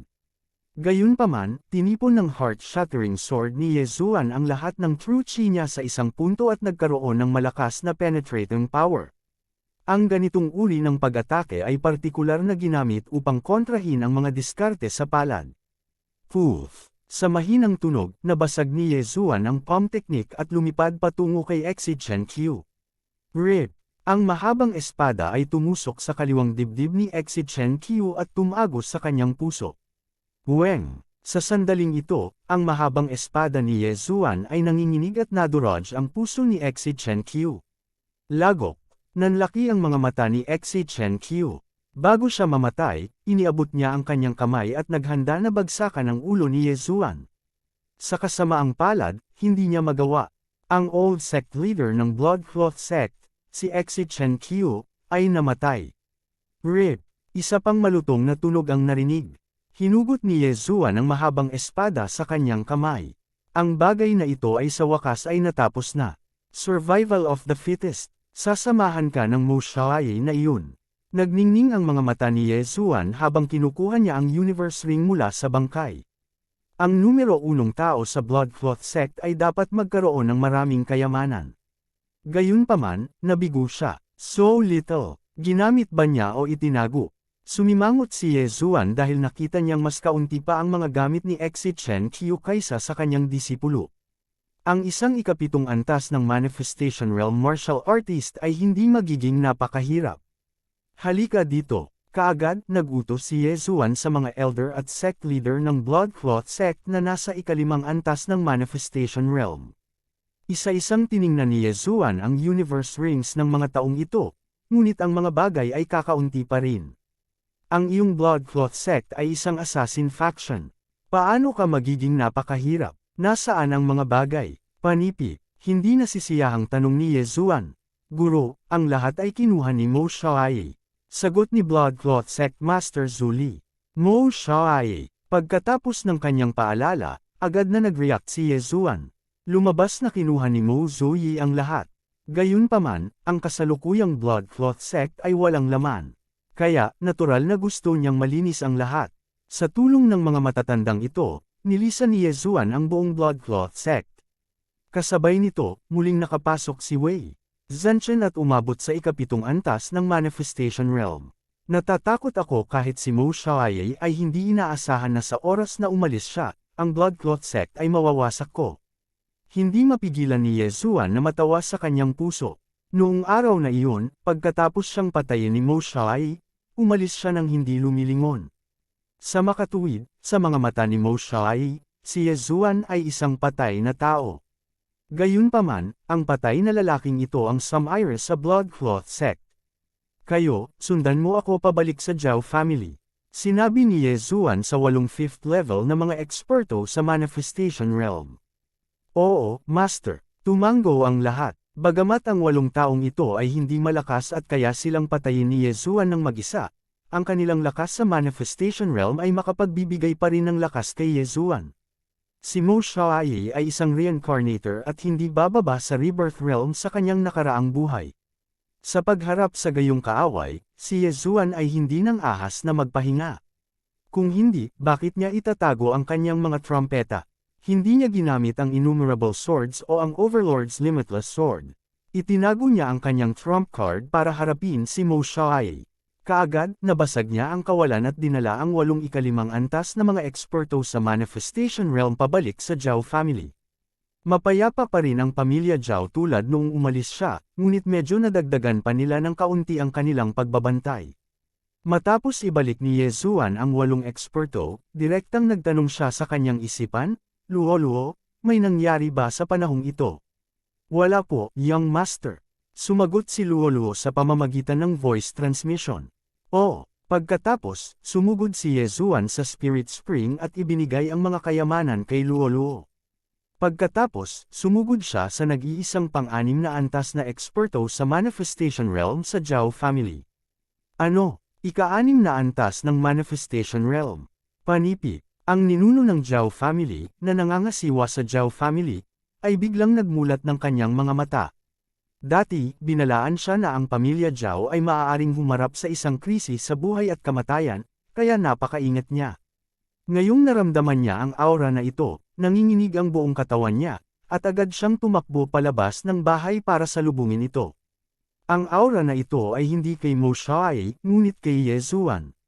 Nasusunog na mata. Bawal na mata ng ilusyon. Inatake ni Yezuan ang ninuno ng pamilya Zhao gamit ang kanyang mga mata mula sa malayo. Nanginginig ang isipan ng huli, at akmang susuko na siya, ngunit natama ng husto ang likod niya. Ang ninuno ng pamilya Zhao ay dumura ng isang subo ng dugo, hindi maintindihan kung bakit siya tinambangan. Lumingon siya at nalaman na ang mga umaatake ay talagang ang 3 5th level manifestation realm expert mula sa Zhao family. Bakit? Hindi maintindihan ng ninuno ng pamilya Zhao, ngunit naunawaan niya sa susunod na sandali. Ding! Kontroli ng matagumpay. Si Yezuan ay kasalukuyang nasa ika-6 na antas ng manifestation realm, at tulad ng ninuno ng pamilya Zhao, ang ninuno ng pamilya Zhao ay direktang kinokontrol ni Yezuan sa ilalim ng mental attack at ambush. Tipunin ang lahat sa Zhao family at ibigay sa akin. Kaagad na ibinigay ni Yezuan ang utos sa ninuno ng pamilya Zhao. Bagamat hindi nakaakit-akit ang mga gamit ng pamilya Zhao, mas mabuti pa ring dagdagan ang kanilang lakas. Pagkatapos ng lahat, malapit na silang harapin ang isang napakalaki. Reincarnator, Mo Xiaoyi. Oo, guru. Agad na pinamunuan ng ninuno ng pamilya Zhao ang iba pang 3 eksperto sa manifestation realm sa ika-5 antas at inutusan silang tipunin ang lahat ng mga ari-arian ng pamilya Zhao. Hanggat matagumpay nilang napatay si Mo Xiaoyi, pagkatapos ay dadalhin sila ni Yezuan ng 10 beses, o kahit 100 beses ang mga benepisyo. Kailangan pa ni Luo ng 1 o 2 araw para makapasok sa ika-4 na antas ng manifestation realm, ngunit sinabi ng babaeng ito na natutunan niya ang isang bagong hakbang. Iniisip ko kung ano ito. Napaisip si Yezuan sa kanyang puso at nagmamadaling nagtanong. Maaaring gamitin ng iba ang kapangyarihan ng manifestasyon sa iyong katawan upang mapabilis ang iyong bilis, ngunit ang paglipat ko na ito ay maaaring direktang magpapataas ng lakas ng iyong kaluluwa. Sagot ni Luo, direktang dagdagan ang lakas ng aking kaluluwa. Magkano ang maaari itong madagdagan? Naningkit ang mga mata ni Yezuan. Sa kasalukuyang kaharian ni Young Master, maaari kong dagdagan ang lakas ng iyong kaluluwa ng 30%. Sagot ulit ni Luo, 30% ng lakas ng kaluluwa. Kabanata 11:20. Sa 30% na pagtaas sa lakas ng kaluluwa, tataas din ang wansiyang strength ni Yezuan. Hindi lamang iyon, ang pagtaas ng lakas ng kaluluwa ay magpapalaki din sa mga epekto ng Burning Eye, Eye of Illusion, at Eye of Control. Curious na tanong ni Yezuan, very good. Ano ang tawag sa skill na ito? Eye of Charm.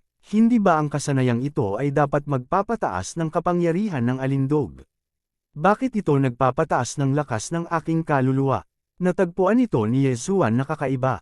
Maaari itong gamitin upang maakit o madagdagan ang lakas ng kaluluwa, ngunit kailangan mong magpahinga ng ilang sandali pagkatapos gamitin ito.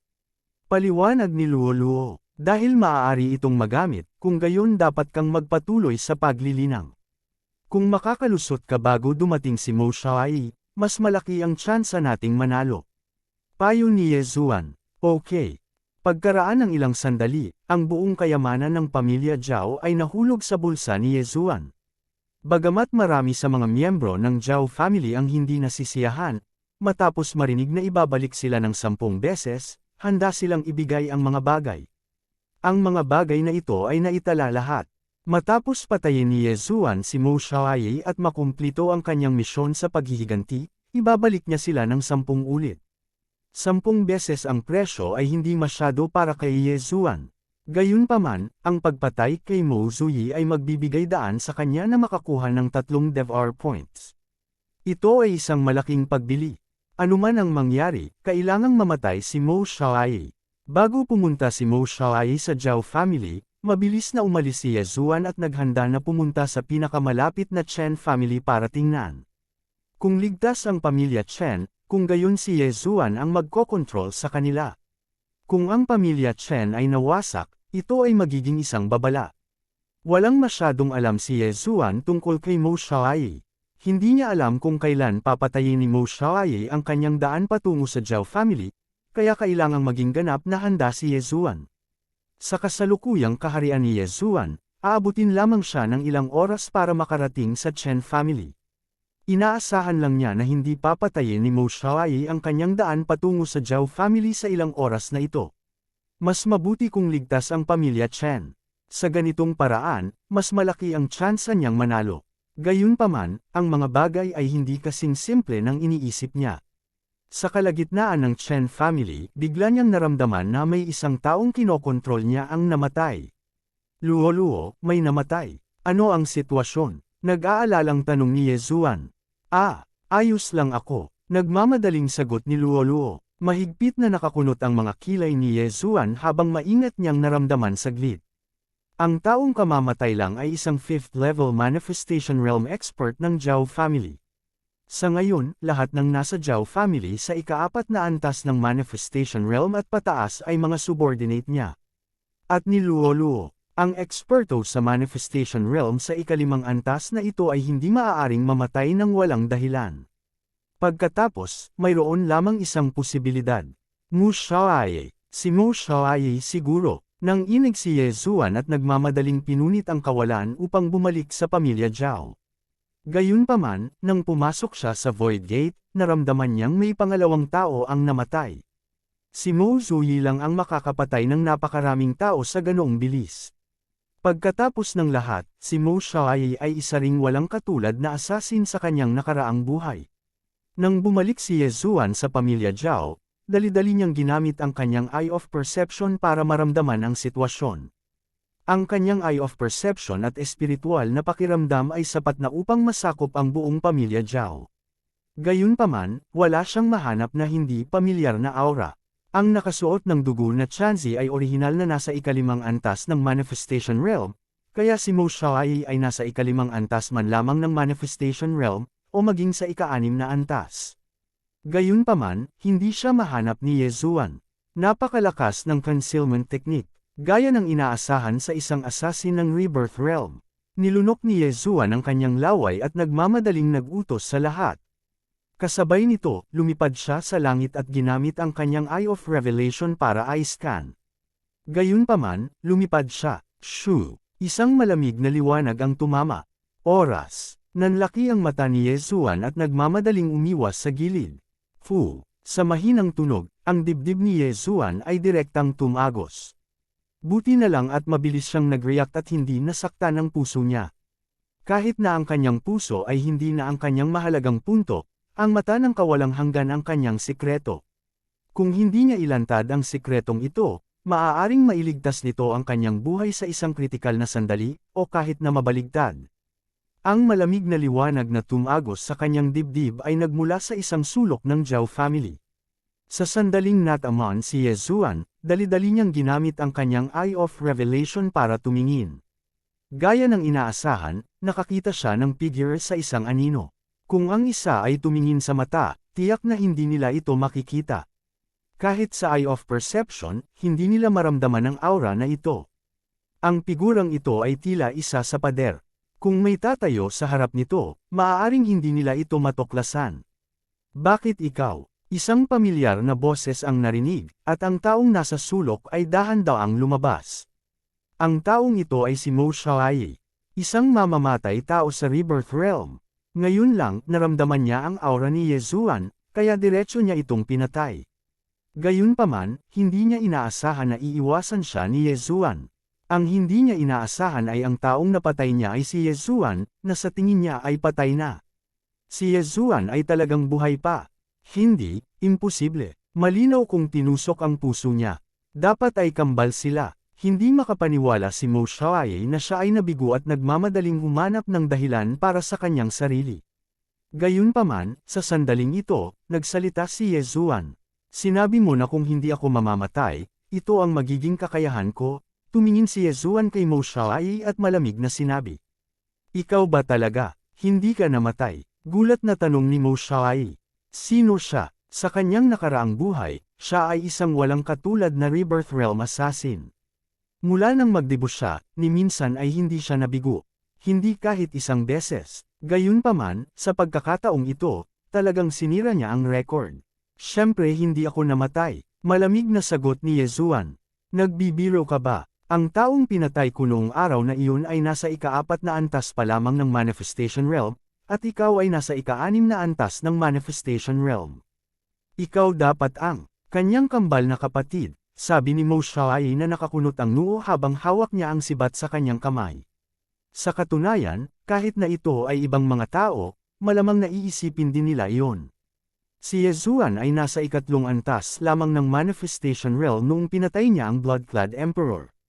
Matapos makapasok sa ika-4 na antas ng Manifestation Realm, pinatay siya ni Mo Xiaoyi, na gumising sa kanyang minanang alaala.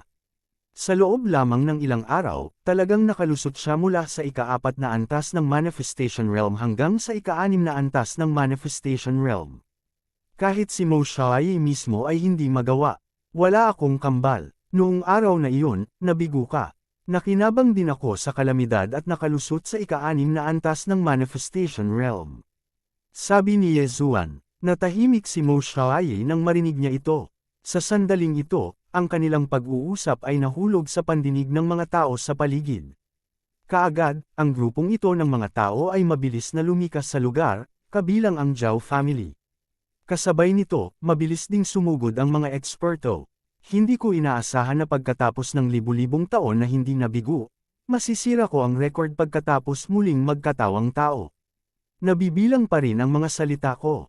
Kung ako, si Mo Xiaoyi, ay gustong pumatay ng isang tao, hindi ko na uulitin kung makakaligtas sila sa aking pag-atake. Panipi, si Mo Xiaoyi ay isa ring nakaranas ng malalakas na bagyo. Sa pamamagitan lamang ng pag-amin sa kanyang mga pagkakamali maaari siyang maging mas malakas.